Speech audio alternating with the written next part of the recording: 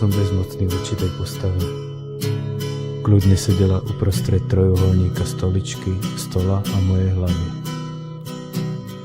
Chodil som dokola s desivým pocitom nutnosti niečo povedať.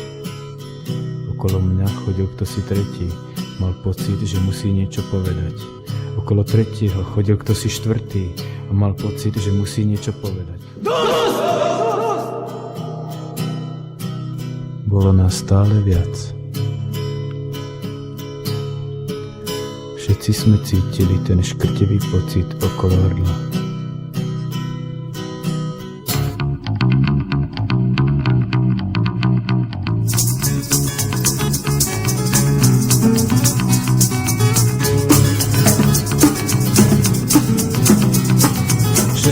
Kráča mestom, každý nesie dár. Šesta, co kráča mestom, každý nesie dár. Prvý mu nesie v očiach žiaľ, druhý dá mestu večný hlad. Prvý mu nesie v očiach žiaľ, druhý dá mestu večný hlad.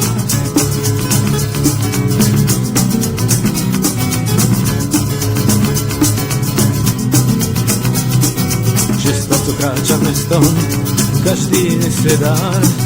Šesta, co kráča mestom, každý nesie dár. Tretí mu povie, čo je lož, štvrtý mu podá v rukách biedu. Tretí mu povie, čo je lož, štvrtý mu podá v rukách biedu.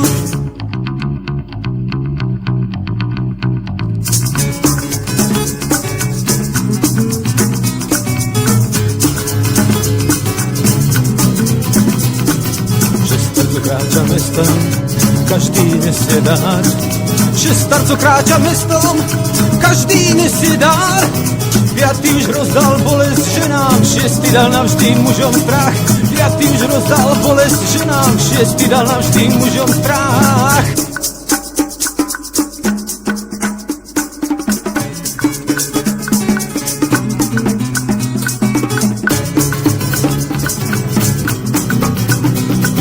Šestar, co kráča mestom, každý nesie dár.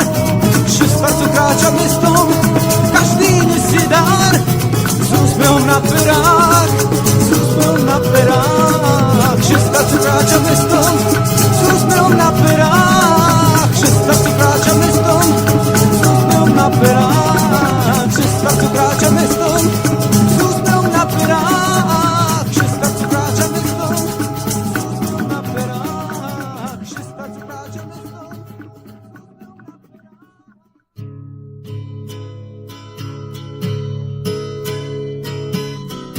Opäť sedím na prázdnom schodišti, dokonca na celkom najnižšom schode a plačem do ryšavej brady. Zostala mi posledná skvelá kniha, posledné otvorené dvere, posledný duševný podnájom. Vysťahovaný do posledného kúska nábytku. Vediem sám so sebou nekonečné rozhovory. Sú to svojím spôsobom modlitby. Za seba, za vás. Pokoj vám.